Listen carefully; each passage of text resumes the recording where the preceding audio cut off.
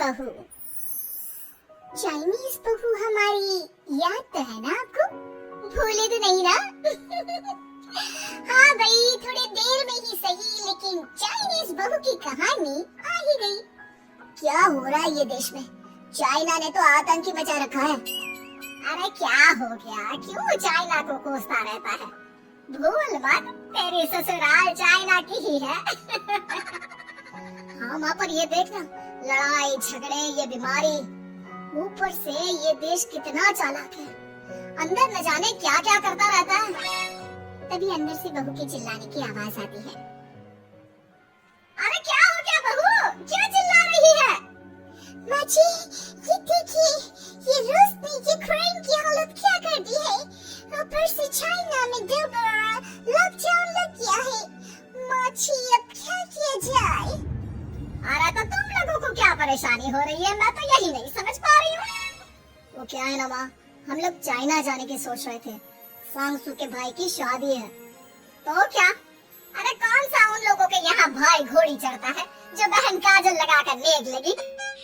माँ जी, उसकी आंखें बहुत छोटी छोटी है, उसमें या तो पुतली रह सकती है या काजल।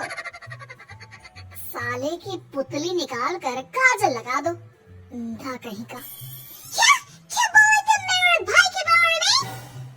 अरे नहीं नहीं बहू, वो तो बोल रहा था कि तुझे नेग मिल जाएगा। बहन है ना तू उसकी।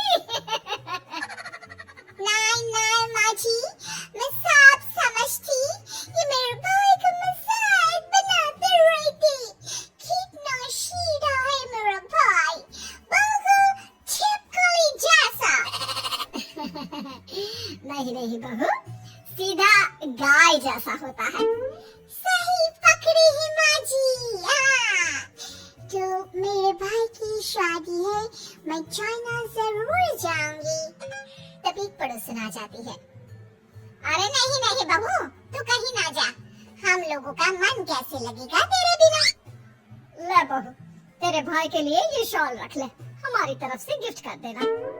अरे सब कितने अच्छे हैं। मेरी चाइनीज बहू को कितने प्यार से तुम लोगों ने एक्सेप्ट कर लिया। सच में बड़ी भाग्यशाली हूँ मैं। कैसी बात कर रही है? ये तो हम लोगों के देश की खूबसूरती है कि हर किसी को दिल से अपना लेते हैं, बस वो भी दिल से हमें अपना समझे। कैसी बात कर रही हैं आंटी जी?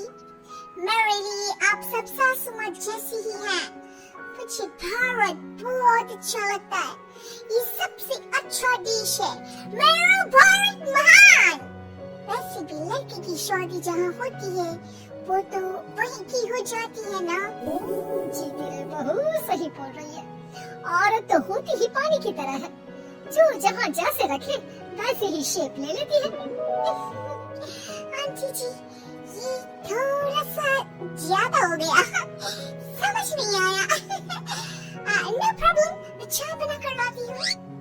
फिर क्या, वो दिन भी आ जाता है जब बेटे बहू को चाइना जाना पड़ता है। वहाँ जाकर बहू का भाई कहता है, मेरे दाम आ गए, मेरे दाम आ गए। मैंने सबको बोला कि सब हिंदी में बात करेंगे, नहीं तो बहन नाराज हो जाएगी।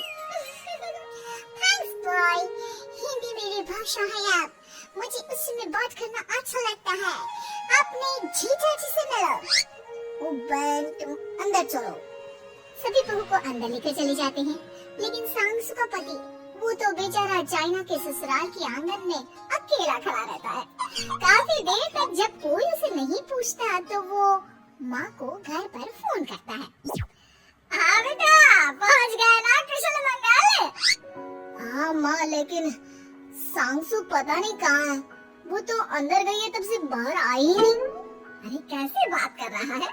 तो तू अंदर चला जा, तू बाहर क्यों है?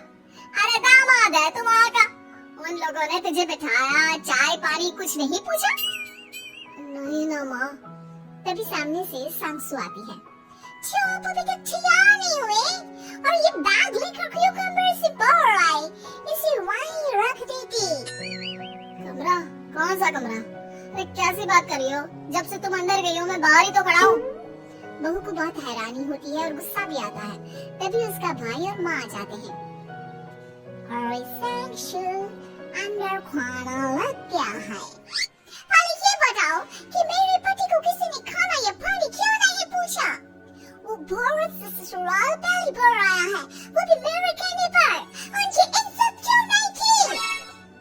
देख बेटी, तूने जबरदस्ती जिद में शादी की थी तो हम लोगों ने कर दी, लेकिन अब तुम ये सोचो, पूरी चाइना में मैं इस इंडियन को अपना दामाद बताऊं?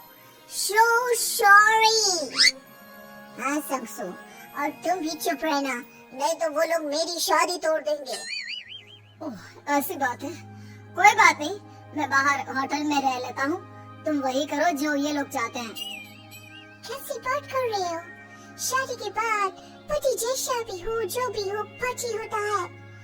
वैसे भी तुम्हारे पूरे परिवार ने सबने बिना सोचे मेरा साथ दिया, मुझे एक्सेप्ट किया, प्यार किया। मैं अपने देश में आपको अकेला कैसे छोड़ सकती हूँ?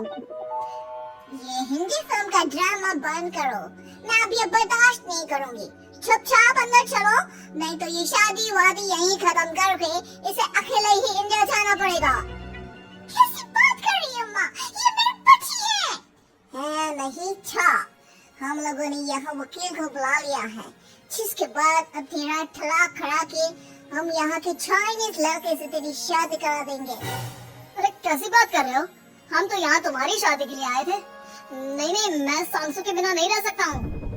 हाई वोल्टेज ड्रामा होने के बाद से ही सारा माहौल खराब हो जाता है कि तभी एक लड़की आती है। मैंने सारा इंतजाम कर दिया है, सांसू की शादी का मंडप परसों लग जाएगा। तब तक इसके पति को कमरे में बंद कर देते हैं। सभी सांसू के पति का हाथ बांधकर उसे कमरे में बंद कर देते हैं। ये क्या खामियाजी है? हम लोग मेरे पति के साथ ऐसा नहीं कर सकते हैं। मैं किसी से शादी नहीं करूंगी, ये साफ बात है। पहले मैं अपनी शादी करूं, फिर तेरी भी शादी करवा दूंगा।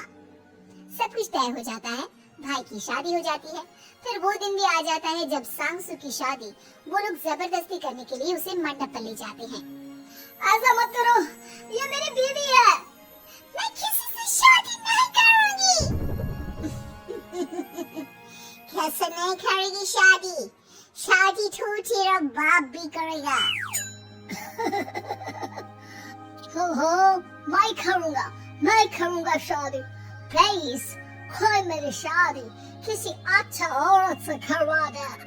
चुप, बिल्कुल चुप। फिर माँ सांसू और उसके पति से कहती है, तुम लोगों का बच्चा मेरी कैद में है। अगर तुम लोगों ने कोई भी होशियारी की तो मैं इस बच्चे को मार दूंगी। दोनों माँ का रूप देखकर हैरान हो जाते हैं। बच्चे की खातिर दोनों शांत हो जाते हैं और शादी की रस्में शुरू हो जाती है कि तभी सांसू की सास पुलिस के साथ आ जाती है। ससुर माँ आ गई, मेरी माँ आ गई। माँ प्लीज हम लोगों को बचाकर वापस ले चलो। पुलिस सभी को गिरफ्तार कर लेती है। बेटे के बच्चे को मारने की धमकी तो कोई चुड़ैल ही दे सकती है। अरे तो ये चुड़ैल ही तो है। ये सही बोल रहे हैं, ये औरत किसी चुड़ैल से कम नहीं है। तभी उन लोगों का बच्चा भी आकर सांसू के गले लग जाता है। माँ, तू सही समय पर आ गई, लेकिन तुझे कैसे पता चला कि यहाँ ये सब हो रहा है?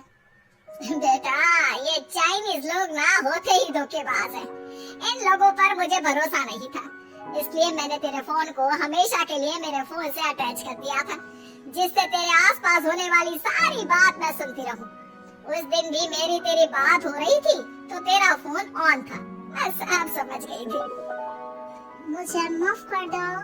नहीं, बिल्कुल नहीं। चलिए माँ जी, इंडिया वापस चलते हैं। आज के बाद मैं यहाँ कभी नहीं आऊंगी।